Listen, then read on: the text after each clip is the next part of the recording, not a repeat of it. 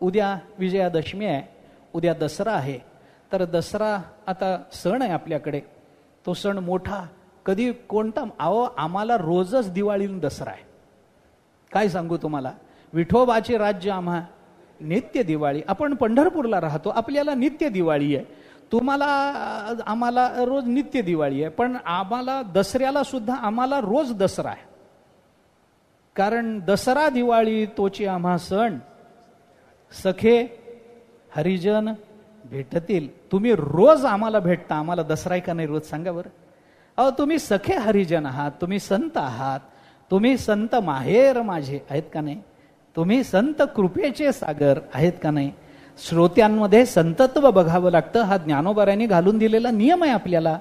त्यामुळं आम्हाला रोजच दसरा आहे. पण उद्या तिथीनं आलाय, उद्या जो आला ना तो तिथीनं आला, त्याच्याकरता फक्त शुभेच्छा देतो. सीमोल्लंघन करावं असं म्हणतात, सोनं लुटावं असं म्हणतात. मग आता काय सीमोल्लंघन करता? आम्ही तर चातुर्मासात अडकलो, आम्हाला सीमोल्लंघन करता येत नाही. सीमोल्लंघन केलं तर चातुर्मास मोडला आमचा. बरं, सोनं लुटावं तर त्या सोन्याला आमच्याकडे वारकऱ्याकडे काय आहे? सोन्याला अरे काय सोने रुपये आम्हा मृत्तिके समान म्हणणारे सगळे नाही, तुकोबारायांसारखे वारकरी सगळे नाही, सगळे कुठं म्हणतात. परंतु सोनं लुटावं असं म्हणतात, सीमोल्लंघन करावं असं म्हणतात. त्याच्यामध्ये काही पौराणिक संदर्भ दिले जातात. रामचंद्र प्रभूंचा वगैरे वगैरे, शमीच्या झाडावर ठेवलेली शस्त्र अर्जुनाने काढून वगैरे वगैरे वगैरे, जी काही कथानक त्याच्याबद्दल सांगितली जातात ती जातातच.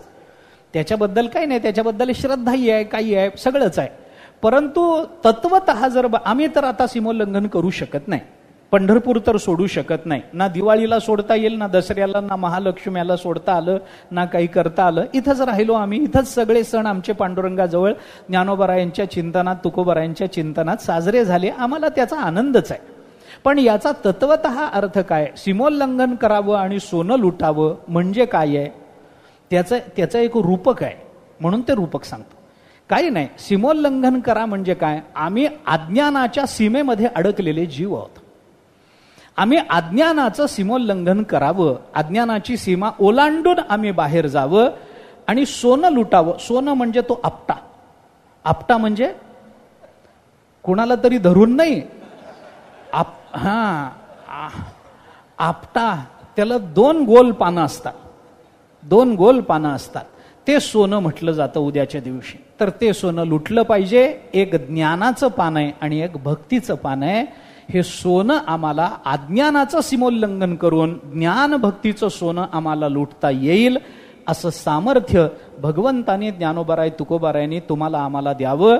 आणि आमची विजयादशमी उद्याची हे ज्ञानोबाराय तुकोबारायांनी आमच्या जीवनामध्ये संपन्न करून द्यावी, याच्याकरता त्यांच्या चरणी प्रार्थना करतो. आणि त्याकरता आपल्या सर्वांना अंतःकरणपूर्वक शुभेच्छा देतो. विचार उद्याला पाहू. पुंडलिक वरदे हरी विठ्ठल. श्री ज्ञानदेव तुकाराम. विठ्ठला विठ्ठला विठ्ठला विठ्ठला विठ्ठल विठ्ठल विठ्ठल विठ्ठल विठ्ठल.